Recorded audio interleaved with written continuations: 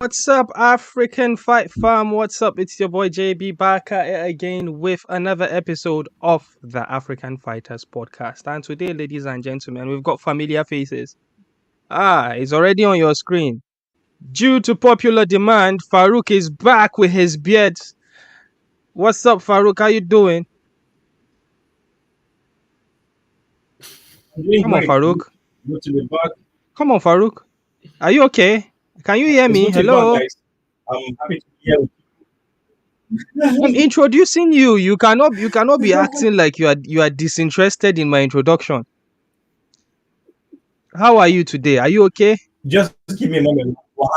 We're having technical issue. I'm trying to put our stream on Instagram, and we're having two.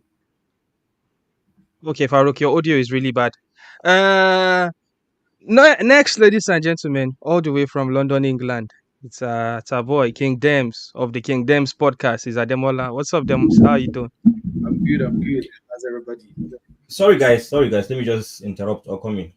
Problem. We had some little technical issue. I was hearing our podcast echoing on Instagram or another stream, so it was kind of hearing your voice in two sides. I've been able to mute it now, so that's fine on Instagram.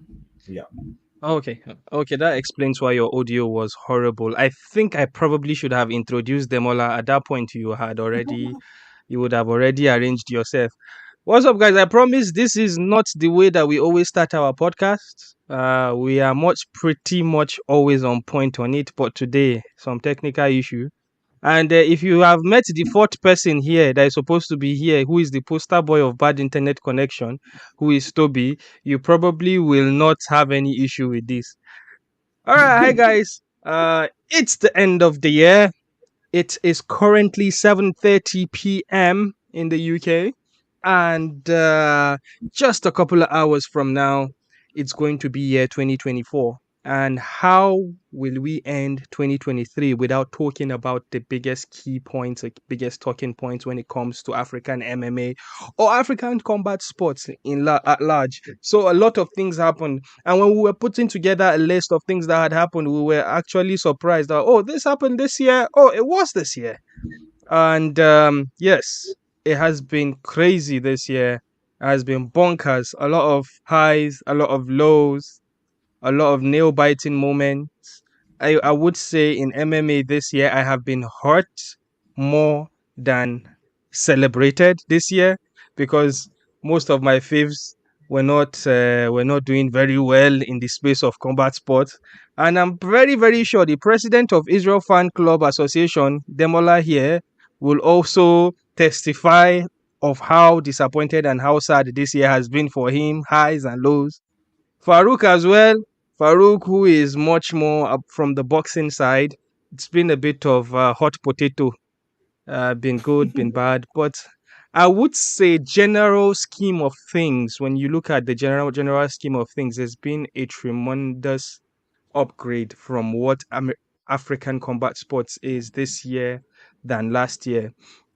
So what we're going to be discussing today, we're going to be talking about them Francis Ngannou's, them Dricus Du Plessis and the South Africans down there, them Kamaru Usmans and Easy's. All in all, we'll talk about MMA promotions in Africa, talk about PFL, Bellator, everything, bro. So without any further ado, we'll try as much as we can to hit these things on the nail. Basketballs will do as much as we can, because we have a lot of talking points that we put together, and to be honest, we left some out. But I believe with the list that we have so far, I'm really proud of it. I think we'll cover pretty much a lot. All right, let's start with the big boys. Francis Ngannou versus the UFC. It continued this year. Earlier in January, we heard about Francis Ngannou leaving the UFC, and throughout this year, half of this year, one thing was constant. The phrase that we constantly heard was Francis Ngannou has fumbled the bag. And we saw how that turned out to be. Francis Ngannou, obviously, if you are not living under a rock, you would know that Francis Ngannou fought the best boxer in the heavyweight division of the world, and he came out victorious in the eyes of the fans and our eyes as well, our very biased African eyes. And obviously, with boxing politics going on, some boxing maniacs will try to explain to you, oh, Fury landed some jabs and he won the fight. Bullshit. Francis Ngannou beat Fury. Francis Ngannou made a lot of money doing that, and it's only going to be up and up for Francis this year. All right, I'm going to go to Farouk first. Farouk, you are the boxing guy, the boxing aficionado of the African fighters. Were you surprised, even though you were a Francis Ngannou fan, and I know that you openly dislike Tyson Fury, were you surprised by Francis Ngannou's performance, and what's your feeling and what's your remark about that happened? Yeah, wasn't surprised to be honest. It was a good performance. We knew Francis Ngannou has been talking about boxing for a while. Very passionate about boxing. Started boxing before he found MMA, so he knew that was a big opportunity he needed to capitalize on. And he said it in the press conference. I'm not coming here to joke. It's not a gimmick, even though his promotion is called gimmick fighting. But he said it wasn't a gimmick. He's going to come in there and put on a show. And we knew that Fury was the technical boxer, the how would I put it, the experienced guy, the veteran. He's going to outclass. He was going to outclass Ngannou. That was the main perception. But I knew going to that fight, if Ngannou can land that powerful hand, that right hand, it's over. And that's what almost happened. He dropped Fury, got the whole boxing world surprised or shocked. A lot of people believe he was robbed. But all in all, a good year for Francis Ngannou, I would say. Currently ranked WBC number 10 heavyweights. So that tells you the story. Yeah, Kingdoms. Are we going to see Francis Ngannou in MMA next year? Next year, as in next year of tomorrow. Are we going to see him in MMA, or do you think Francis Ngannou is going to chase that boxing bag? I've said this before and I will say it again. Goodbye, Francis, as long as MMA is concerned, right? I'm a businessman, I'm a finance guy. I do the numbers. If the numbers are not making sense, it doesn't make sense to me, right? So the MMA numbers do not make sense, to Francis right now. Sorry, it's not a popular opinion, but it is what it is, bro. He's going to chase the boxing bag. All right, I'm going to say this, right? You know that photo, the photo where Francis Ngannou had the knockdown on Fury. I'm going to try to find a picture now. All right, here we go. This photo is going to be iconic for the rest of our lives. You see this photo, guys? This photo of Ngannou standing over a knocked down Tyson Fury. This, to me, is that famous photo of Mike Tyson walking away after he knocked out, I forgot who that was. I think Muhammad As Ali. momentous as a Ali. combat, yeah, I think that's it. Momentous as a combat sports photo is, I think this, for us African fans, this is the craziest one. Before this one, it was that knockout of Kamaru Usman and Masvidal, but this one tops everything for me. All right, we're going to leave Cameroon now, guys. We're going to go to South Africa. Dricus du Plessis became UFC middleweight title contender this year. This year, Dricus du Plessis, he defeated very, very popular people like Darren Till, Derek Brunson, and Robert Whittaker. And he had that infamous, uncomfortable stare down with Israel Adesanya, where Israel was calling him some not so nice words, and it was something that divided the world. It was crazy to talk about here. We were walking around eggshells when we were having that discussion here on the pod about what had happened that time. I'm talking about this moment that you are seeing on your screen here right now. I'm going to share. I have references, guys. I have references, and I'm very sorry that this is not looking very nice. But for audio listeners, I'm showing the stare down picture between Dricus and Easy. All right. So that's not the only popular thing that happened. I'm sure Dricus wouldn't want to focus on that. Dricus would want to focus on his performances and his performance against Robert Whittaker. And that knockout that he had, I would rather say he shocked the world. He shocked the world. It was incredible. And he now is going to fight next month, I believe, in Toronto against Sean Strickland, which is going to be a banger. It's already starting to look entertaining. in all the shenanigans building up to the fight, because they had a press conference a couple of weeks ago, and Dricus almost made Sean Strickland cry, which is a first. All in all, body of work. How impressed are you of Dricus? We'll talk to Dems now. Dricus, for me, he has proven himself over time. Look at his resume. If you cover the names of all of the people he's beaten, right? But just leave the very last one, Robert Whittaker. So then the middleweight division, it has always been clear for the past, I think about 5 to 6, 7 years that Adesanya and Whittaker are the best two middleweights alive. And then there comes a dark horse. So really, he has done really well. And if you decide to cover the names of the people he has beaten and look at just the records, it is actually very, very impressive. Derek Bronson, Darren Till, these guys are killers. And I have said it, and I'll say it before. I say it again, right? DDP smokes Strickland come January 20. So he's just the champion in waiting, in my opinion. Big up to him. All right, I'm going to say this, and I hope our AI that clips our tools to Reels format will pick this up, because I want to post it on Instagram. Okay. If Dricus du Plessis loses to Sean Strickland, I am going to shave my beards live on this podcast. Okay. That's how confident I am. Nice one. If Dricus really? live on this podcast, that's how confident I am. And I challenge the two of you. I challenge the two of you, not really two of you, because Farouk hasn't said that Dricus is going to beat Strickland yet. But I challenge you, Dems. Farouk, are you going to shave your beards as well? No, not yet. Let finish. Let him finish. Wait, I want to challenge Demola.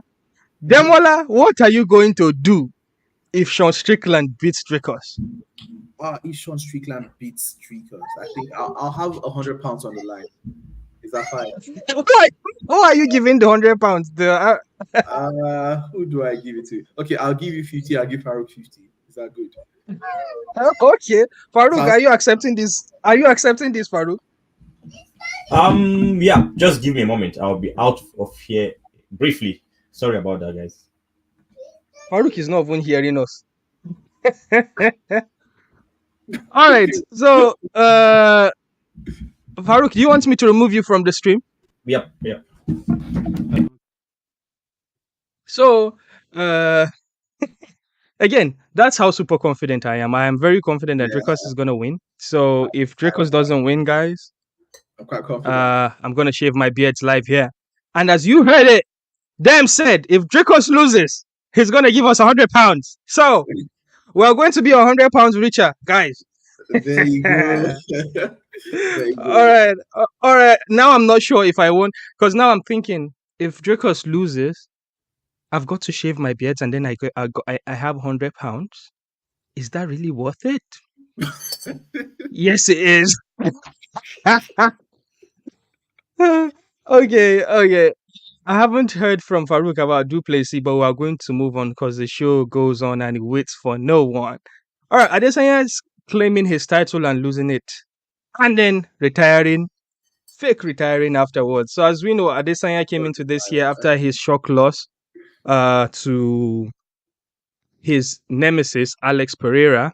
And earlier this year, he had what is referred to by many as knockout of the year, when he knocked out Alex Pereira, and then the following celebration with the arrows. That was very, very momentous. That was huge for us.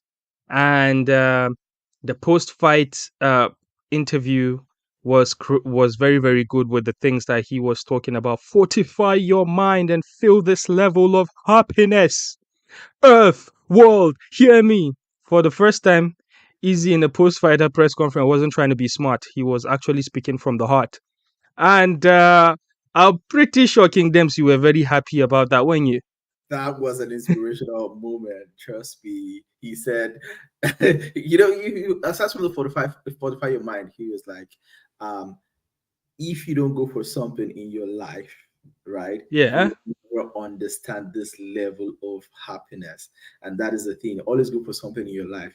And, when you succeed, you have that ecstasy. I'm not going to lie to you, right? I'm not going to lie to you. I'm not going to say that Easy inspired me, but every time this year, every time I'm doubting doing something, I always remember fortify your mind if you don't go for anything.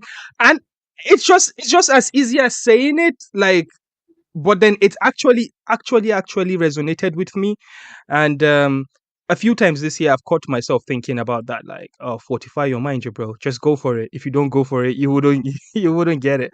And I know that King Dems, you are a chairman and a master of fortifying your mind, because prior to this, you are one of the, I would say, one of the uh most what's the word I'm going to put, go-getters that I know out there. Because prior to Thank prior you. to you being where you are at the moment, you were talking about doing it, and I was like, yeah, right. And then here we go. All You right, say we no. have the we have the AEW guy back here. Apologies, guys. Good to back. All right, Farouk, you've missed Easy, but do you want to give us your 2 cents about Easy losing the title and winning it back and then losing it again? Yeah, it was good seeing Easy reclaiming his title. One that beautiful finish, knocking out Alex Pereira, and then also rushing back again into another title fight in, I think, July or September, and losing to Sean With Strickland. Strickland, yeah. Yeah, he's one of the most active guys in the active champions in the UFC. I think even in the UFC history. And also, even he's one of his biggest rivals, because the place acknowledged that. He also said that if I don't like Easy, but I'll give him one thing for sure. I respect his career. I respect his accomplishment, how active he was as a champion. So I think I will not say it's a mistake. I believe he felt Strickland was going to be an easy fight. But unfortunately, it is what it is. And I'm happy he's taking a break. Hopefully, he comes back in 2024. But good year for Yeah, him. I think he's gonna come back pretty soon. We're gonna hear an announcement anytime. But I think there is something that he hasn't made public yet. If you remember his fight against Pereira, after the fight, his second fight against Pereira, after the fight, we saw clips of him hyperextending his knee in sparring or in training camp or whatever, but that we never heard about it. We never heard anything. And he came and he did what he did. And I believe against Sean Strickland, there must be a story, something going on, but he doesn't want to take away from Sean Strickland's victory or being like a bitter loser. Because one of the things, the underrated aspect of Easy's career or Easy's life that people don't talk about is how much of a very, very, very good loser he is. We saw him lose 3 times. And all 3 times when he lost to Blachowicz, he acted like a stud, a good martial artist, took it on the chin, went back and worked and came back and won.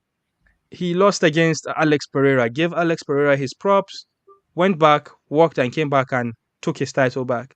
And now he lost against Sean Strickland, and I'm pretty sure that we're going to get because listen, Sean Strickland is a douchebag. We already know, it's very popular. He will tell you himself.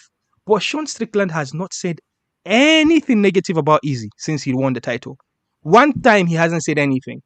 Even when they were doing the press conference trying to sell the fight, he was saying, "Oh, China man, I'm more Australian than you, blah blah blah blah blah." And then after the fight, we didn't hear nothing.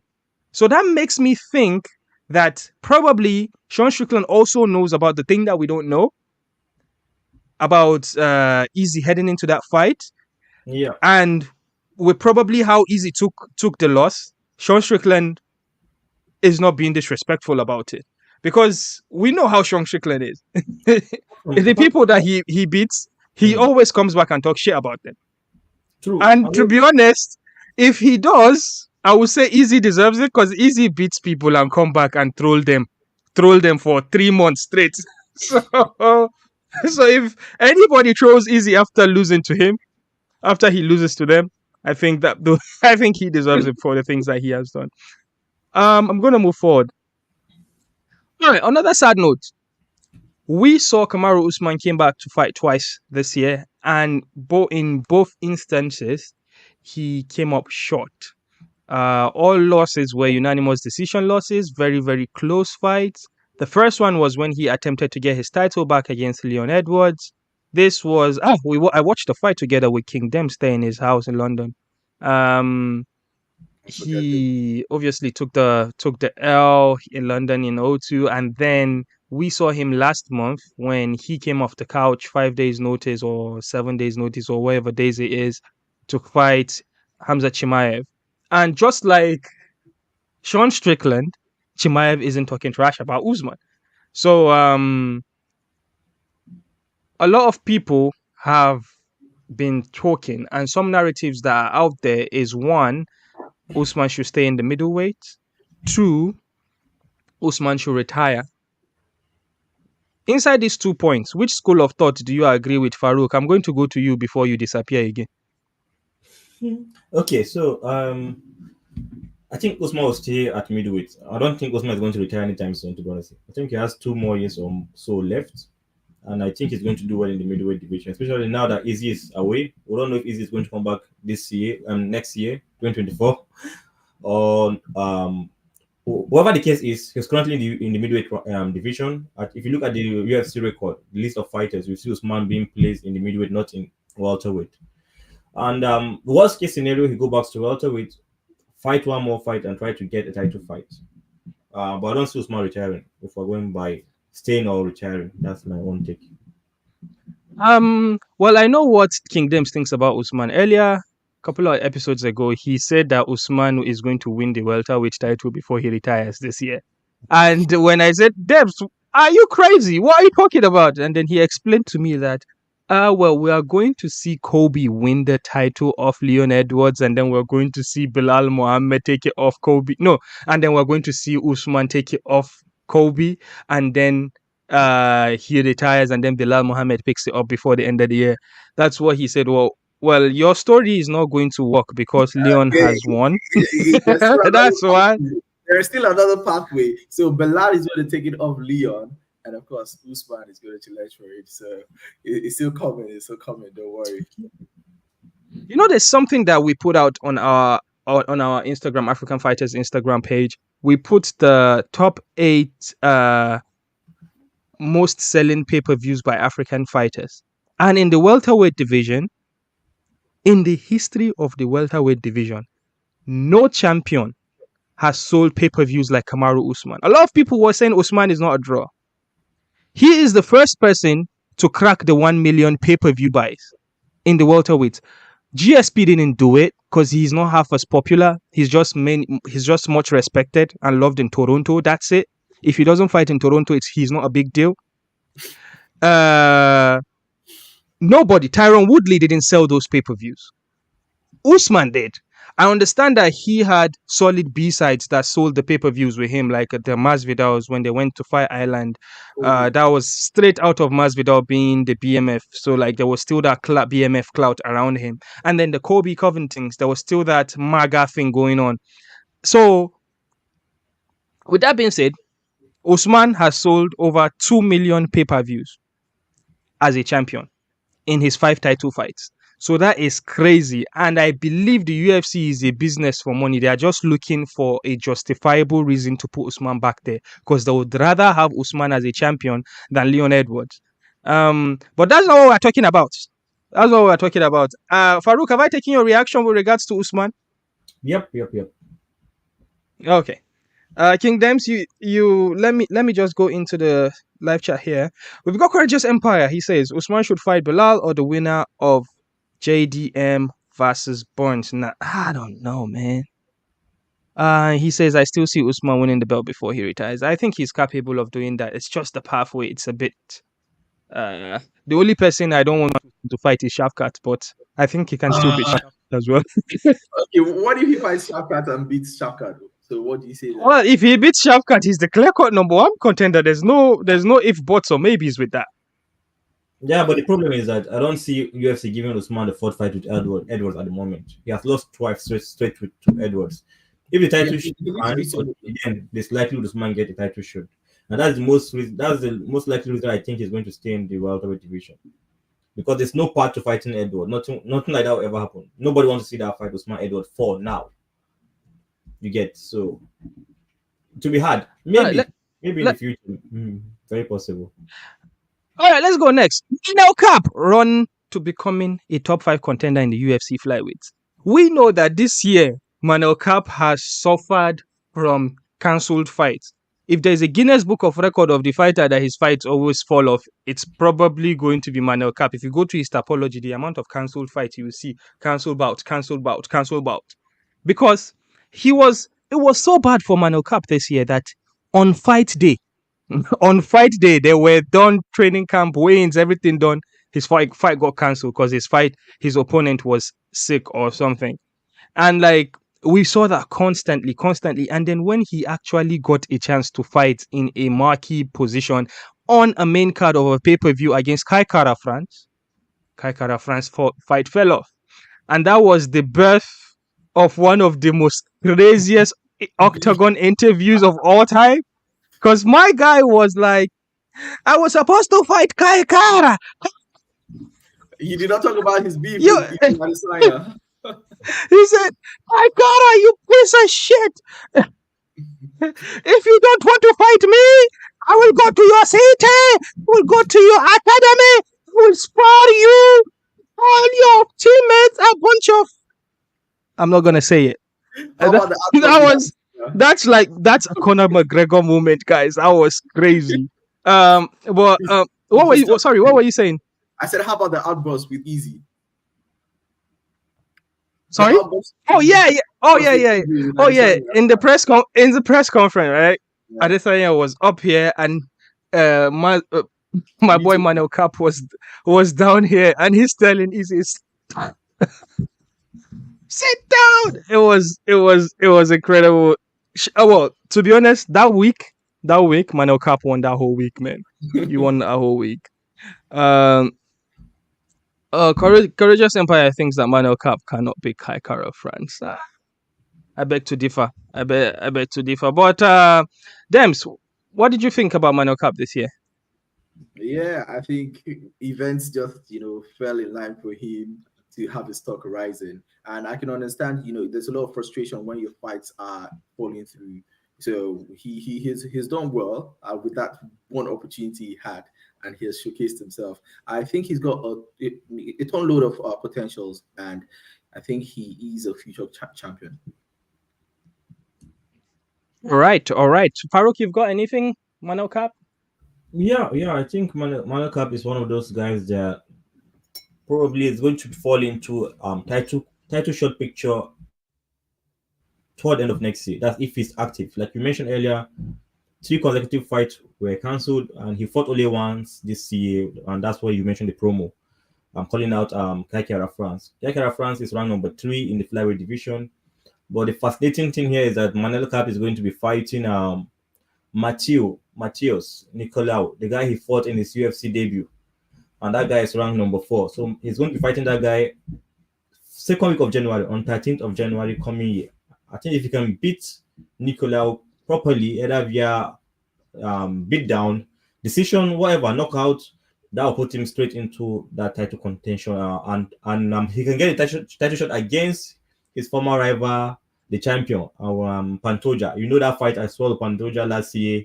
During his debut, it was a very close fight. Split decision loss. So Manuel Cap may just get title shot in 2024. So you never can see.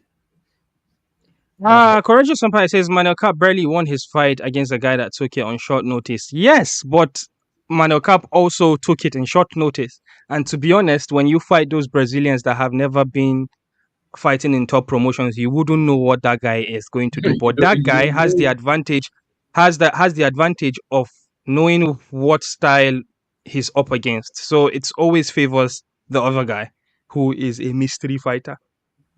But he still won the fight regardless. He says Matheus is not an easy fight for him. All right, moving on. I'm going to start going rapid pace because we are already halfway, but we are not halfway with the points. There's still a lot to cover. All right, this year was huge for Zimbabwean MMA when the answer, Themba Gorimbo. God smiled on Themba this year. This year, Themba has been someone that has always been selfless, always looking out for his people, putting people first before himself. And we saw a story where uh, the 7 box story, which is popular by Dwayne The Rock Johnson, and then Themba coming out after his victory in the UFC after a lot of struggle, saying he only had 7 bucks in his account. That resonated with Dwayne The Rock Johnson, and he called out Themba, saying he's going to reach out. And here's a point that is very fascinating, right? So Themba, being a broke fighter that only had 7 bucks in his account, he auctioned his fight kit to go build boreholes back home. He did not auction his fight kit to keep the money in his pocket. So Dwayne The Rock Johnson was thinking, this guy, if I give him money, he's just going to go do philanthropy with it. So I would rather buy him a house, which made sense. He also didn't give him money. He bought him a house, got him grocery or 1 year supply of grocery, and then he signed him endorsement deals to his Zoa Energy and the Rock brand. I don't really know what the rest is. So it has been an incredible year for Themba, incredible year for Zimbabwean people. If I was from Zim, I would be very, very proud. You have no idea, but I'm still African. I'm very proud as well. King Dems has gotten to know Themba more than Farouk because we have chatted with Themba so many times. He might actually be watching us right now. Themba, if you're watching us, blink twice, please. So, Shout out. so King Dems, what did you think about that moment, that beautiful moment that went viral of Themba and Dwayne The Rock Johnson? Yeah, so the thing is, I love when good things happen to good people. And Themba, with the interactions that we've had, I've never met him in person, but then he resonates with that positive energy that I appreciate. Right, he's a selfless person, and of course, he looks out for his own people. And I think there's a lot of great stuff that is even happening. The other time he told us he got $10,000 from Dustin Poirier, right?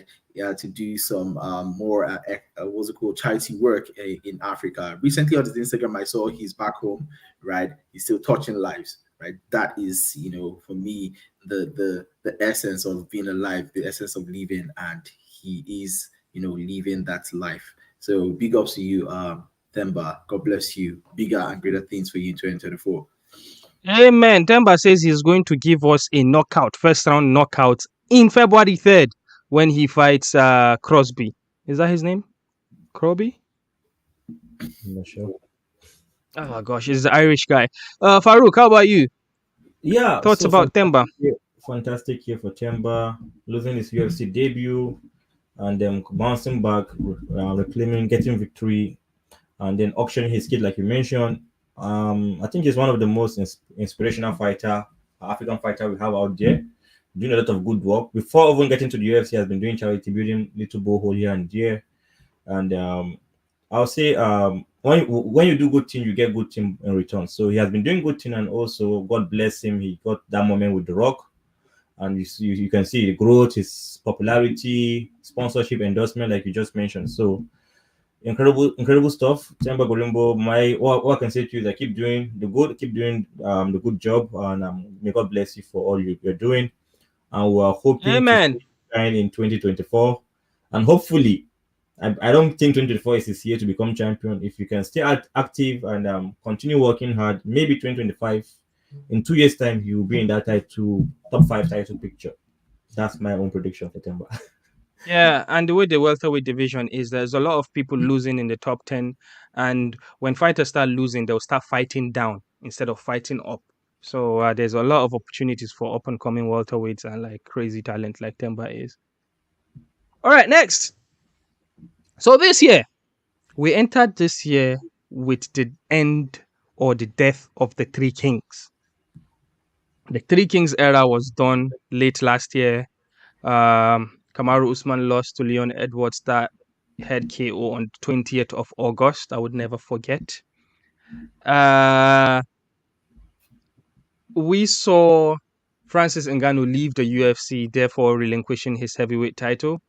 We saw Easy lose to Alex Pereira also last year. So we came into last year with no African champion.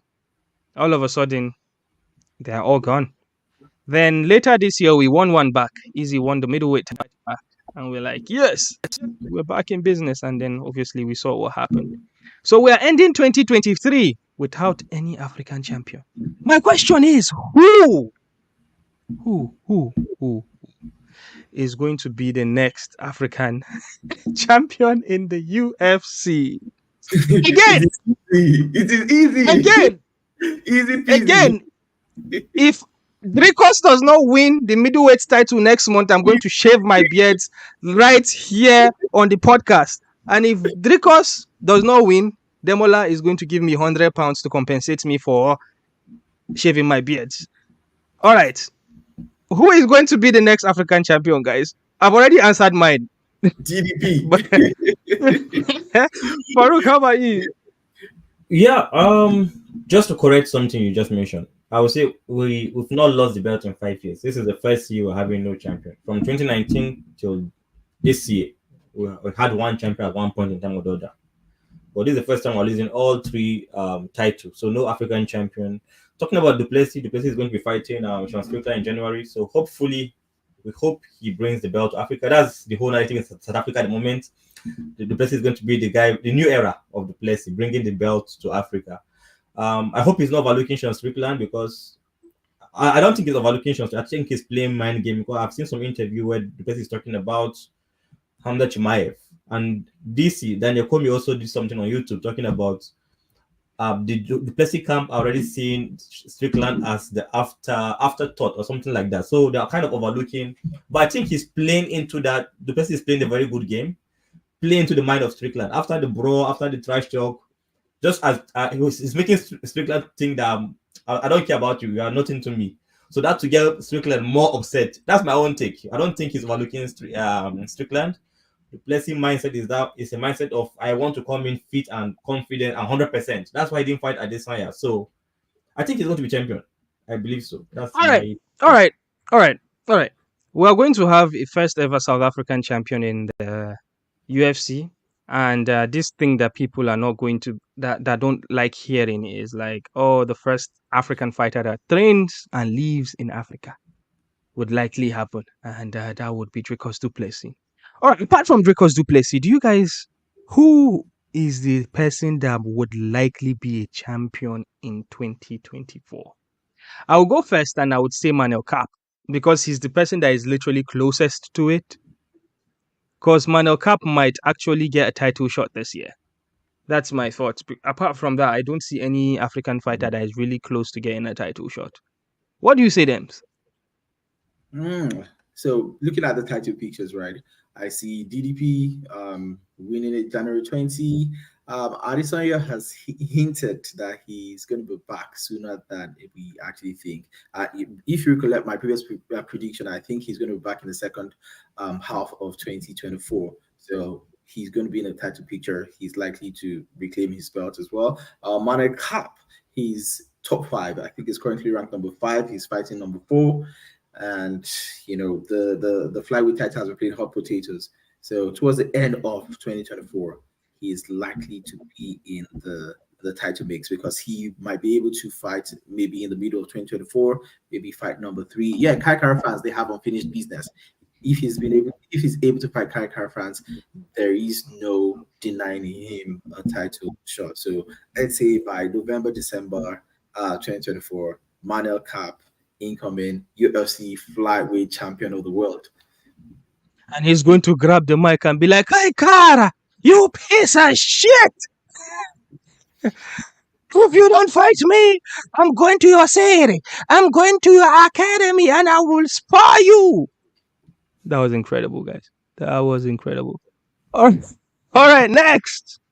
EFC Worldwide continues to rule African MMA space. EFC has put on events in double digits this year. 10 or 11 events. Farouk probably has the numbers. EFC have been able to consistently put title fights. We've got champions, new champions. We've got title defenses. We've got fighters that look like they are going to be heading into the UFC, like Igeu and Makulme, and them. We've got upcoming fighters like Gift Walker, like Balelo, young guys coming out. which is incredible to see. Farouk, what do you think is next? What do you think EFC is going to do in 2024? And what do you think about their activity in 2023? Yeah, I'll say fantastic. Fantastic promotion. They've been I've said the number one promotion in Africa, in my opinion. They've been active, consistent, dominant for last 13 years. They put on 10 events this year, one event every month since March. They started from EFC 101 to 110. So I see they are doing fantastically well, and I think they'll continue from where they left. It's going to be another 10 or 12 event the next year. So I think they know their strength and they are being consistent with what they can do. So yeah, shout out to EFC, and I will say they are producing a lot of African talents. A lot of fighters go through the EFC before they branch out.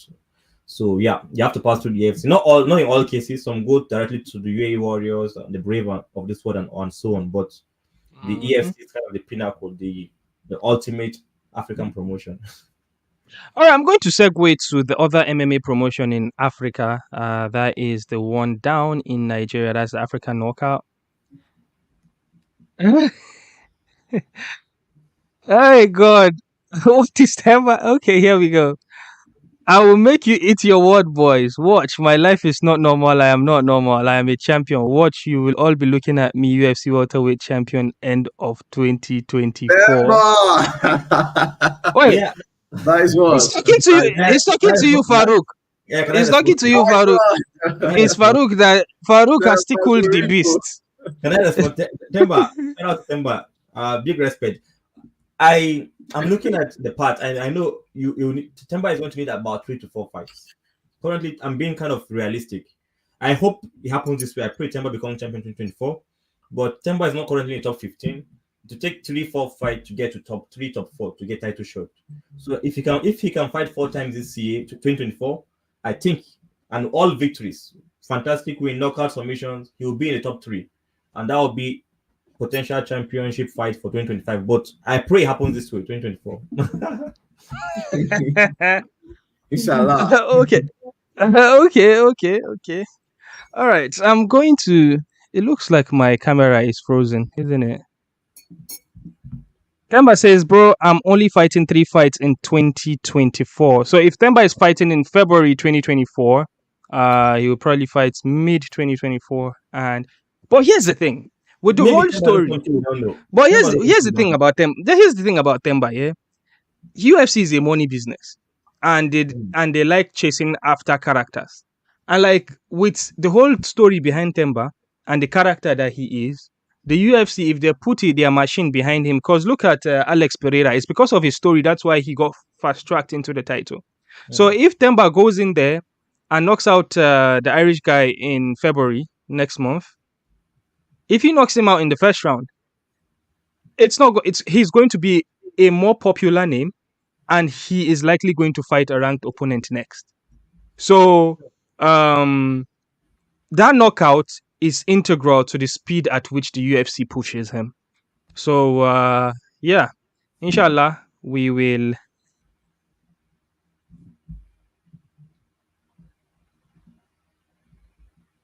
Oh boy, Themba has already plotted his path to title. He says, The graph, I'm going to.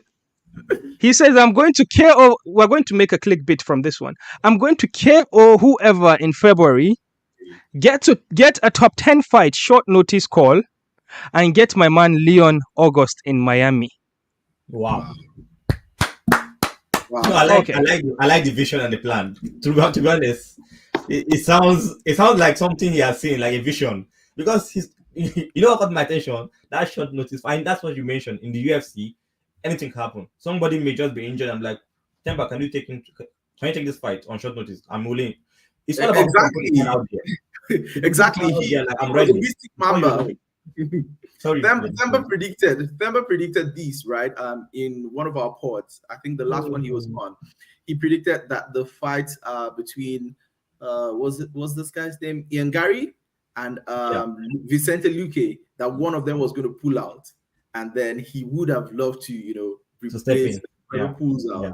However, his manager was not in support of that. But I hope his manager knows that he's ready right now. So Yeah, If Father Themba says Chamuti. this, Well, I think I want to believe the mystic Mamba. awesome stuff. All right. All right, the Cinderella man has spoken. Farouk, you are in the Cinderella man's book, bad book right now. Been You supporting are him. going to you are going to eat your words. No, I'm not nothing to it dear. Nothing to it. I'm supporting whichever way happens, earlier or later. I'm all in support. Nothing to Well, eat, Themba. something to drink. All right, let's get back onto the African Knockout Championship. So Kamaru Usman's MMA promotion decided to put a championship together to crown champions, inaugural champions for their promotion, and we've seen them put two events already this year. We've seen them put on two events already this year. Uh, Unfortunately, we didn't see them do more than that, but they have vowed to continue their championship, and at least we have some timeline now. They said first quarter of next year, which is tomorrow, they would get to their championship fight. So it's incredible to see they're also pushing out in Nigeria. That is. All right, we got Themba here. He said, I also told you here that I was one fight away from UFC after my loss in UAE Warriors. I told you the path and it happened exactly the way I said it. That's right. 110%. And to be honest, at that point, I actually thought that Themba was just talking. But when I saw it happen, I was like, this guy is not normal. Look. Just as he said, he's not normal. That is right. All right. We're going to look at Igeu Kabesa. Igeu Kabesa is we saw him defend his title twice this year. And one of the fights that he had this year was promoted to be his last EFC fight. But for some reason, he decided to stay. I don't know if the pay got better or he had issues leaving the country. But Igeu has been someone that the MMA world in Africa is eager to see him leave African shores and go out there because he's got the potentials to do crazy things out there. Farouk, Yeah, do you want to see Igeu? Do you want to see Igeu in the UFC anytime soon? absolutely. Do you Yeah, think it's time? I think it's time. I think it's time to move forward. 2024, time for bigger things. 17-2 record. 6 wins by knockout, 5 submission, about 7 title defenses. The featherweight goat in Africa. No one like Igeu Kabesa in Africa. I'm going to kind of give this guy props. I respect him so much, and I think the time is now to move out of Africa. I want him to go to. It's going to be good to see him in the UFC. He's also a very fantastic guy. Can trash talk, good on the mic. But if not the UFC, go to PFL, the second biggest promotion in the world. So that's my take. Dems, you've got anything for Igeu Kabesa? Okay, two things. Number one, I only want to see him in the UFC. Number two, I'm going to reference Joe Rogan, one of my big podcast influencers, right? Joe Rogan said something. He said the UFC is simply the biggest, and the best MMA promotion out there. There are lots of great fighters fighting outside of the UFC, but it feels as though they're kind of wasting their time because there are more eyes and there's more accomplishments in the UFC. So if you want to be the best in the world, you need to fight the best in the world, basically be with the best. So you can't claim to be the best by not hanging out with the best. So that's it for me. All right. So you have to beat the man. You guys don't know where that came from, right? It is Ric Flair. Ric Flair, one of the most famous scholars in the world. To be the man, you have to beat the man. All right. UFC Africa still did not come to fruition, right? And to be honest, guys, I've given hope on this. I have packed all my load off the UFC Africa wagon and I've put it on PFL. If I want to see a major promotion come to Africa, it's PFL I'm looking at now. And with Francis Ngannou on board, and I saw them doing a bit of a promo with Impa Kasanganay talking about UFC Africa, and also PFL, sorry. Cedric Doumbé, Sadibou Sy talking about UFC Africa. I was like, PFL, okay, PFL oh Africa, bro. crap, PFL Africa. And then I'll be like, okay, so these guys are more serious. And PFL Africa, surprise, surprise, they have a sponsor already. I think it's called is it Stream AI or something, or bet Bet that AI or something like that. They've got sponsors already, which means that they are contractually already in it, so they have to actually do this PFL African deal. All right. But do you guys still believe in UFC Africa happening? I still believe in it, and I believe that it is going to happen indirectly in 2024. I see the UFC coming to Morocco or Egypt, most likely Morocco. But then it's African soil. A win is a win. And after that, maybe sometime later in the year or 2025, we should see the UFC coming to South Africa. Remember, I said it. Farouk, you uncle? Yeah, I think one more. I still believe I have one more chance. Like one more chance left. After that, I'm going to kind of pack my bags like you as well. I think the PFL are going to be going to. UFC is going to be coming to Africa in 2024. Toward end of 2024. You mentioned earlier, Demola, that Adesanya will be back in September, mid of the year. Yeah. And I believe Dracos will be the guy holding the belt till September. So what a way to take that fight to make a stadium fight or an arena fight in South Africa. It's going to be in South Africa. The fans will come out, they'll pay ticket. Like JB used to say his favorite word, they are MMA smart. So they will pay ticket and they will come and watch that fight. But if that does not happen, I doubt if UFC are going to, because there's nothing bringing them to Africa. No Ngannou anymore. And once PFL move to Africa before UFC is over, that's my opinion. It will be like they're But the thing dragging. is, PFL can come to Africa, and then UFC would be like, so it's doable. Because here's a story people probably don't know. MMA became legal in Paris not too long ago. That was during the pandemic. So in France. But then immediately MMA became legal, the first promotion to put an event there was Bellator. First global promotion. Bellator did a crazy event. It was, you know how the Paris France are, the fans in France are. Oh gosh, that's a mouthful. And On Twitter. and the UFC saw it, and then the UFC came, and when the UFC came, they were promoting it like, oh look, we found gold. We are the first to do it. That's the whole branding. Oh, the first time UFC in Paris, but Bellator already did it. So I think if PFL does actually go to Africa, it's more like them laying a blueprint for UFC to see, okay, so we can go to Senegal. Oh, we can go to Rwanda. Oh, we can go to South Africa. That's probably what they are going to see. All right. Speaking about Africans, Rogue becomes the one championship heavyweight title contender. Earlier this year, we saw him in one of his most difficult bouts against Brazilian grappler. Oh crap, I forgot his name. After that victory, that was the last contractual fight for Rogue, and he was out of contract. And and then he started teasing about the other MMA promotions that he might likely go to, like the PFLs and the Bellators. He had a list out there about places that he would go, and we started fantasy booking and thinking, oh, if Rogue goes to UFC, then they can build the whole Senegal African UFC Africa card on him, blah blah blah blah blah. But then it ended up like Rogue has signed with one championship again, because we saw him calling out the champion, so we would only assume that he has signed with them again. And after what it looked like a shaky debut for Rogue, I remember we put out a video that became popular and the Senegalese were not happy about it. We mentioned that Loot Senegalese wrestlers are finding it difficult to transition to MMA because of one or two of Rogue performances in the early of his career. But now he has turned it around. We can see actually there is actually a pathway for Loot Senegalese wrestlers out there that can actually convert. So yeah. What do you think about Rogue so far in his turnaround this year, Farouk? Yeah, impressive career so far, impressive journey.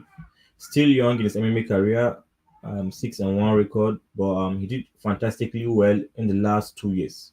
I'll say he started performing very well from last year when he defeated Gazayev, a Russian guy, a Russian wrestler as well. And then this year he fought once. He defeated Marcos Buchecha, and also a Brazilian Jiu-Jitsu world champion. So I think it's the 5 times world champion. So in an impressive fight, good takedown, good slam, grappling, and all that. So and also Rogrok, powerful hands.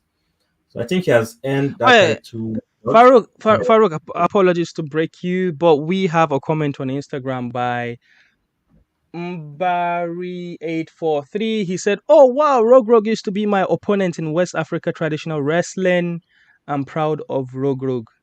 Yeah, so shout out to Mbari843. Shout out to our Lut Senegalese fans.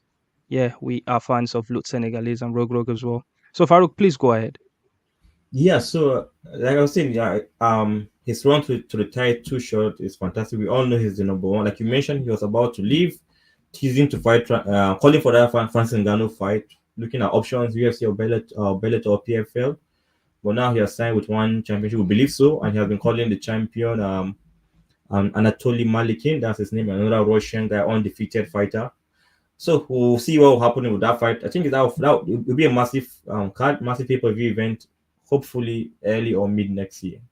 So wish Roglu all the best, and we hope to see him progress with his career and hopefully get to the Oh UFC. yes, oh yes, oh yes. Something I have learned is that Rogrog is a clout machine. If you post about Rogrog, the Senegalese are coming. So best believe we are fans of Rogrog. I swear, I'm this close to start covering Lut Senegalese wrestling. I'm joking. It's I'm massive. The joking. numbers are massive. Trust me. The numbers for Yeah. loose wrestling are really massive. Oh yeah, it's crazy, crazy. Rogrog fought Bonbade in the Senegalese wrestling, and the clips had over 1 million views in less than 24 hours. Mad, mental. No MMA promotion in Africa does that. Even Bellator doesn't do that anymore. Well, they don't exist anymore. So, Quick one. Like loose Senegalese wrestling, based on the culture in Senegal, is high up there with soccer, which you call football. It's high up there. well, they go into football stadiums and make a makeshift wrestling arena. They bring sand in there, they put everything, and they sell out stadiums. And what's incredible is the fact that the wrestling is not chain wrestling. It's just that one takedown, once your opponent's back touch the ground, that's it. Bro, you know how enormous the celebrations are for football when you score a goal. Goal! Let's assume someone scores from the 18-yard, like outside the 18-yard, fire a ball into like those golazos. Bro, a takedown in Lut Senegalese is like that. People are just waiting. They just want to see somebody fall. And once that happens, the amount, you see the passion in the crowd. If like, well, if you don't understand it, it's going to shock the heck out of you, because I saw the stream of Rogrog and Bombardier, and when Rogrog took Bombardier down, it was like, that's it, everybody go home. It's over. It's over. Fans were jumping into the arena like, yeah. It's crazy, man. The most fascinating thing about that is that they have a special arena built. It's like a stadium, but they call it arena. It's a stadium. It's called Arena Lut in Dakar. A 20,000 capacity stadium. That's where it's only for Lut wrestling, nothing else. Wow. That's the arena Wow. Bombardier fought. That's just for Lut. It's not for soccer, not for just Lut in Dakar. That's how massive that sport is in their country. Holy shit. Yo, we've got Mbari here on Instagram Live saying, I want to see Africans paying attention to this media. I'm not seeing enough audience for this platform from Africans. You guys are doing an incredible job. Yes, we are doing the Lord's work. And to support us, Mbari, go on Patreon and pledge any amount so we can have the ginger and the juice to continue doing this. And yes, please suggest us or recommend us to your friends, people that don't get to hear us preach the gospel of combat sports.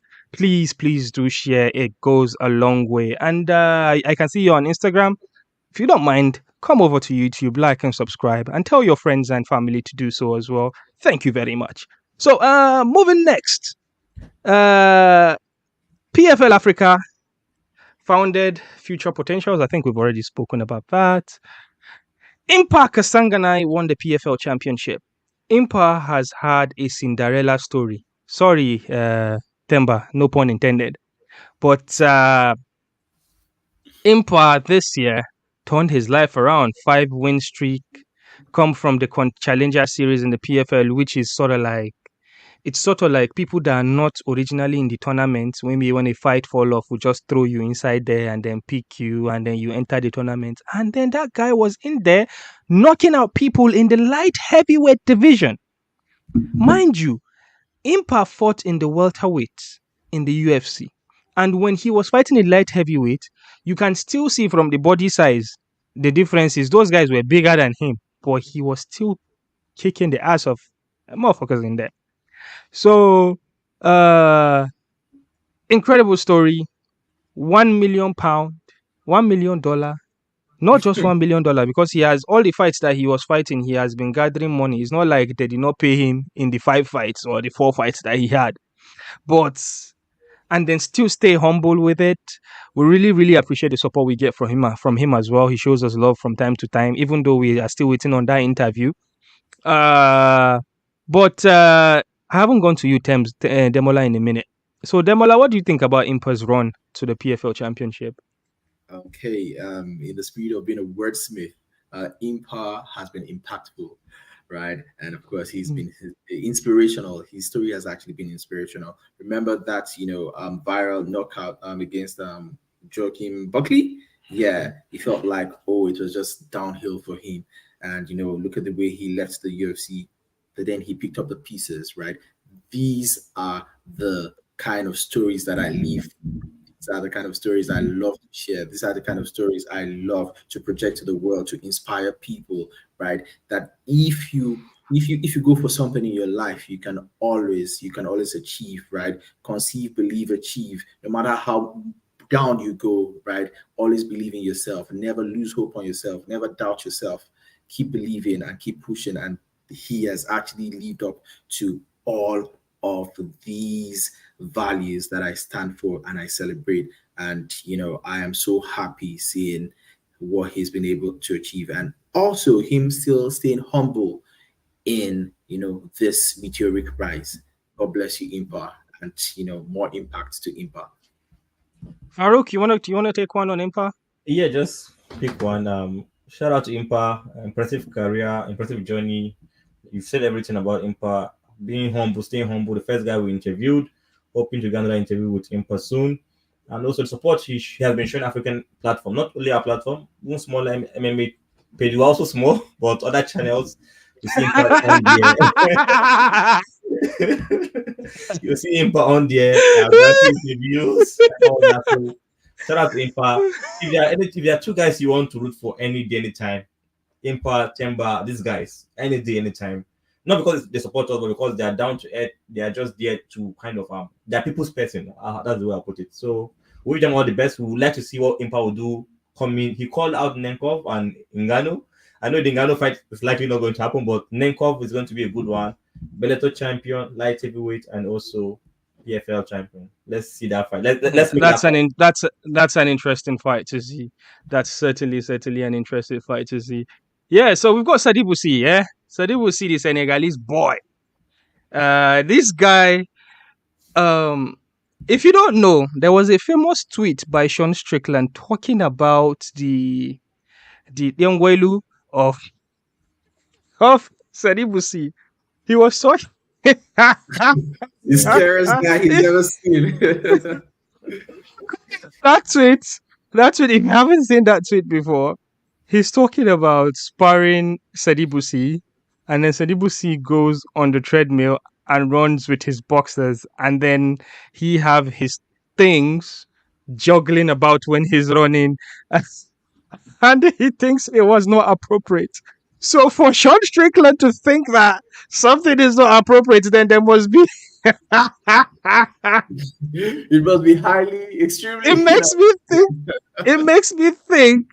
What size of cup does Sadibou Sy wear when he fights? What is his cup size? Because for Sean Strickland to think that it is a problem, I'm thinking true. Anyways, Sadibou Sy, former champion PFL, he already got the 1 million. This year he was about to get the 1 million again, but he came up short. But he was riding. Farouk, how many fight winning streak was he riding? 7. And you can take it over from there. Yeah, 7-5 winning streak. Had the record of 17-6. Incredible fighter. Was on the verge of setting record, becoming a 2-time PFL welterweight champion. Champion, but lost to Magomed Sherikov, something like that. That Russian name, and I lost to that guy. I lost to that guy twice. That guy is kind of like very looking at painful. Wait, Farouk. Make I put pin on this. So Themba says he's not down to earth. He does not agree with you. He says, I am myself. Okay, here's Themba talking. He's a brother, man. I'm not down to earth. I am myself. Sometimes I'm rude and sometimes I'm nice. Just depend on you, who you are to me. I'm trying to do Themba's voice, but I suck at it. So this is the thing of Themba being down to earth. If you are down to earth, that means that if you see things, you say it the way you feel it, right? That's how down to earth you are. Like, if you are being rude to somebody, that person probably deserves it. So Themba came for me today. that's what it is. I'm going to be the guy to interview the next time after your victory in February. So that I get to know you personally. Themba is after me today. Oh, Farouk, you said he's going to be champion next year, not in 2025. Eh? I'm okay. To 2024. Themba, I apologize. 2024. Themba, 2024. I apologize. Oh yeah, no wahala. All right, let's get back to Sadibou Sy. Yeah, Farouk, you are going to finish your thoughts, and before you do, please just put a pin on it. I've got a chat. I've got a comment on live chat on Instagram. We've got Barry saying, "I'm sharing this live to my friends that MMA fans here in the USA, so they can have a knowledge about you guys promoting African MMA."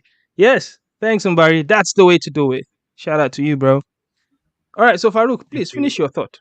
Yeah, so I was talking about Sadibou Sy. I said he lost twice to Magomed Karimov, another Russian badass.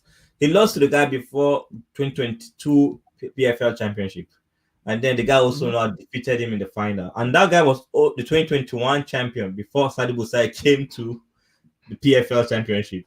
So kind of left the tournament and now reclaim his title. So I think what I would like to see Sadibou Sy going for that guy next to get his title back, if it's possible. Yeah. Because all right. Yeah. One love, bro. One love. Themba, you are one of us. You are one of us already. We know that you like to chop some jollof, don't you? You're not Yes. So now our Nigerian brother you be. We don't dash you citizenship.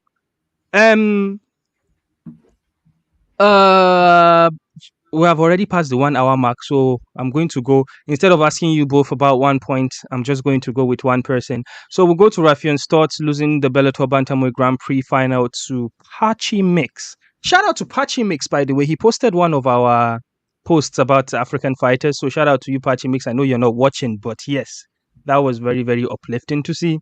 Rafion Stotts suffered a knockout, but then he came back, fought his enemy, foe, and friend in Sabatello. I think that post-fight interview after he beat Sabatello the second time should probably have been in our promo of the year, because that was that was actually funny to see. Those guys should fight again, man. I never get tired of seeing those guys in there. But Dems, what do you say about Rafion losing the finals and then coming back to win in what is the last Bellator event that happened this year? Okay, you're asking me about my boy. So if you want to know more about that, yeah. Listen to episode 2 of the Kingdoms podcast, right? We spoke about that at length. I forgot. Ladies and gentlemen, the host of the Kingdoms podcast, Demola here. You could go watch the Kingdoms podcast. It is free, live and direct, dropping every episode every week. And episode 2 of the Kingdoms podcast, Demola here had Rafion's thoughts on the show. So I think you are the perfect person to tell us about, quickly, we don't get time again, time don't finish. Tell us about the ups and downs that Rafion Stotts had this year. Okay, so basically, that loss, right? He was quite prepared for the fight, but he did not have the time to implement his game plan, and he got caught in a moment, right? So he strongly believes that is a fight he can get back, right? That's a fight he can win, but he did not have the time to settle in that fight. Same thing when he fought this guy in the UFC, Merab, right? So the only two losses on his resume are knockout losses where he couldn't even settle into the fight. So we will see that one sometime in the future by God's grace and see him come out on top. And of course, winning against. Did you ask him? Did you talk to him about PFL and Bellator margin and all that? Yes, I did talk to him. So back to episode 2 of my podcast, right? So he's expecting like a lot of great stuff coming out of that. We should expect stuff like champion versus champion fights. A lot of great stuff is actually going to come out of the PFL Bellator merger acquisition. So great stuff is incoming 2024. MMA community, you have to be ready. Don't blink. Courageous Empire, man. I think Conor said he's going to fight in International Fight Week. I don't think that's UFC 300 is in April, and Conor is fighting in July. Is it? So it's not UFC 300. Yeah. Naija no dey carry last. Bata last na draw. We know if you carry last, lie. All right. Let's quickly get through this, guys. All right. Let's talk about Losene Keita. Losene Keita also was unfortunate and then he became fortunate. Losene Keita is a fighter in Octagon MMA, once a double champ. Now he is the featherweight champion in Octagon MMA. Octagon MMA, one of the premier promotions in Europe. I've told Farouk, I think it's the best MMA promotion in Europe. But it's another conversation for another day. Losene Keita, he lost the fight via doctor stoppage, but he came back and won his title via vicious knockout. The knockout was so vicious that Octagon MMA pages had to censor the video and cut out some parts. I'm serious about it. If you watch the live stream and watch the replay and the highlights, you wouldn't see similar things because it was very, very, very, very vicious. That guy packs a lot of power. And mind you, this is somebody that had a chance to fight for UFC but decides to stay with Octagon because they pay very well and he feels he's a star there. And to be honest, they treat him as a star. But Farouk, what do you think about Losene Keita this year, and what are we expecting from him next year? Incredible guy. He has been active. I think he fought 3 times or so this year, and he fought about 5 times this year. That's so impressive. And before that, he was on an 11-fight winning streak. Never lost a fight from his debut, and then lost after winning the interim title to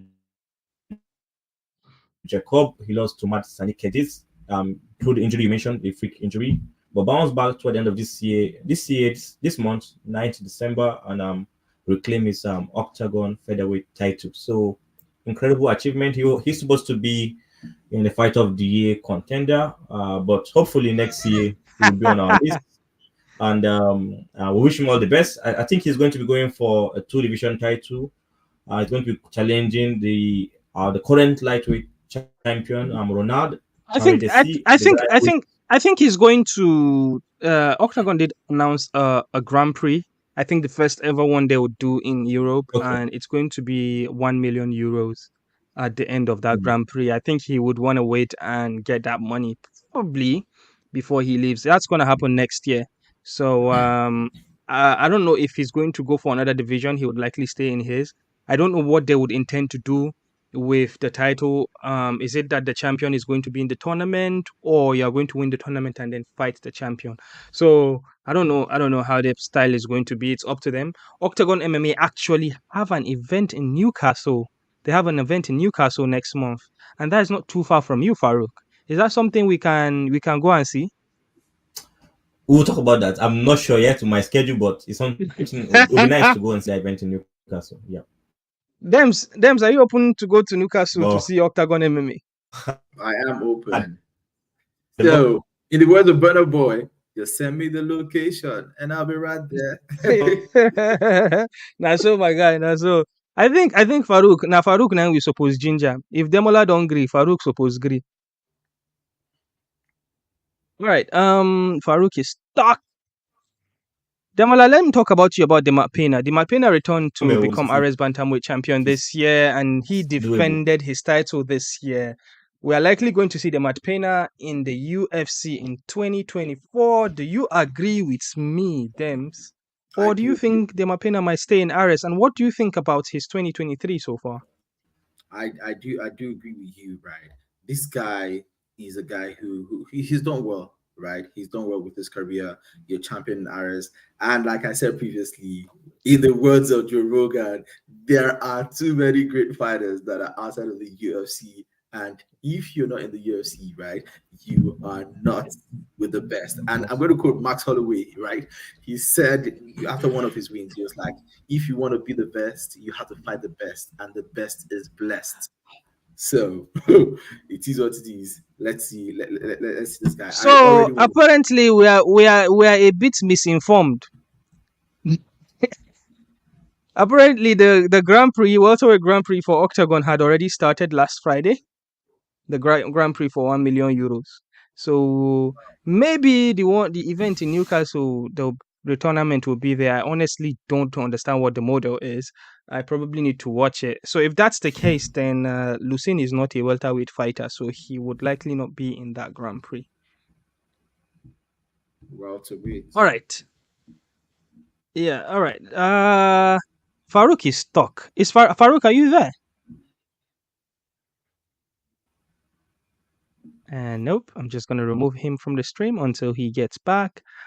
All right, so Rilzen Zoauk, she won the RSFC Women Bantamweight title, which makes her, I believe that's the debut of the title, the first ever champion in that division. And she is someone that is in our African Fighters of the Year nominations for Female Fighter of the Year. Incredible talent she is. She's had a wonderful year on a winning streak, a crown champion, and in the fashion that she won the title is crazy impressive. Thoughts about that, Kingdoms? I think I'd like to see her defend it maybe 1 or 2 times, then get ready for the UFC. The women's bantamweight division, right after Amanda Nunes has left, right, he's not as competitive as it used to be. And of course, I would like to also see the UFC make the featherweight division more competitive, right, and have a proper ranking and a champion in the featherweight. I don't want that scrapped. So you can see some of these women, right, go up into featherweight at the latter, ends of their career, because for women, as they grow older, it's more difficult making bantamweight. For Rilzen, I see her making into the UFC 2 more fights, and she will become very mature for the Shark Tank in the UFC. All right, amazing stuff. I was just here having a look at this Octagon MMA page. I really don't understand. I need to study these guys. Themba says the Grand Prix started in February. He also said the win was Pawn. He already won the 1 million. That's a bit confusing. Sorry about that, Dems. All right, I'm just going to close the show with the African Fighters of the Year award. We are closing the nominations tomorrow, so we would by next tomorrow we would know who the winners are. And don't forget, the event is going to happen. The live stream is going to happen for the African Fighters Awards. It's going to happen on the 14th of January next month. Yes, 14th of February. That's a Sunday. We are going to be out here handing out recognitions to African talent and what they've been doing for us. I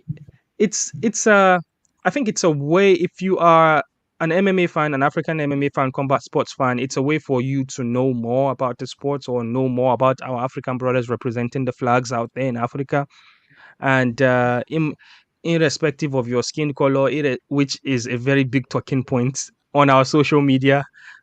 When we post, someone will be like, if I tell you the amount of time when we post and someone will be like, oh, do you think it's only black people that are Africans? Where is DDP? And then there, when you have DDP in a category, or when you have a non-black person in a category, someone will be like, why is this person here? He is a colonizer, blah, blah, blah, blah, blah. That tells you how divided the world is. The world is really, really divided. You can never impress anybody. Even within the fighters, some fighters are annoyed or showed their disappointment in us that they were not recognized. And to be fair, there is no database to pull out African fighters' records from, or African fighters from. You have to watch them. Sometimes you would actually see someone by chance, by mistake, as I have seen. I'll be like, oh, this guy represents South Sudan. Oh, and he's incredible, and he's a champion here. So like that happens to me a lot. So we can't see everybody. And yeah, we're just trying our best to showcase the African talent out there. All right, so please, we're going to be closing our voting tomorrow, and we would have the winners for the African Fighters of the Year awards. And then yes, the event is Sunday, 14th of January. Stay tuned here. We'll have a live stream, and we might have some interesting guests. So yes, guys, it's been incredible. Farouk disappeared and came back. I'm going to shine the highlight on Farouk. Farouk, any closing Yeah. words? Sorry guys, my network. Yeah. Please vote for your favorite fighter. Like JB mentioned, African Fighters Award 2023 is going to close tomorrow, and cast your vote and look forward to the announcement on 14th of January, right, on Sunday. Yeah. All right, Kingdoms, how will these people find you? Okay, you can follow me on socials at King_Dames1, and also the Kingdoms podcast. Just type the Kingdoms podcast on Instagram. You find me on YouTube as well, the Kingdoms podcast. For me, final words, 2023 has been a great year. It's been a great year with big wins and big losses. No losses are final. Fortify your mind and always go for something. Conceive, believe, and achieve. So, fortified your mind, and oh gosh, I forgot. You would never feel this level of happiness until you go for something, and you will never feel it. Fortify your mind. Go for something. I am going to suck as a motivational speaker. All right, guys. Here are the boys, and here is me. Thank you very much for sticking with us. We really, really appreciate it. Make sure like, subscribe, do all the good things for the African fighters. We love you. Thank you, Themba. Thank you, everybody. Peace and Happy love. New Year, guys. See you in 2024. Happy New Year in advance. See you.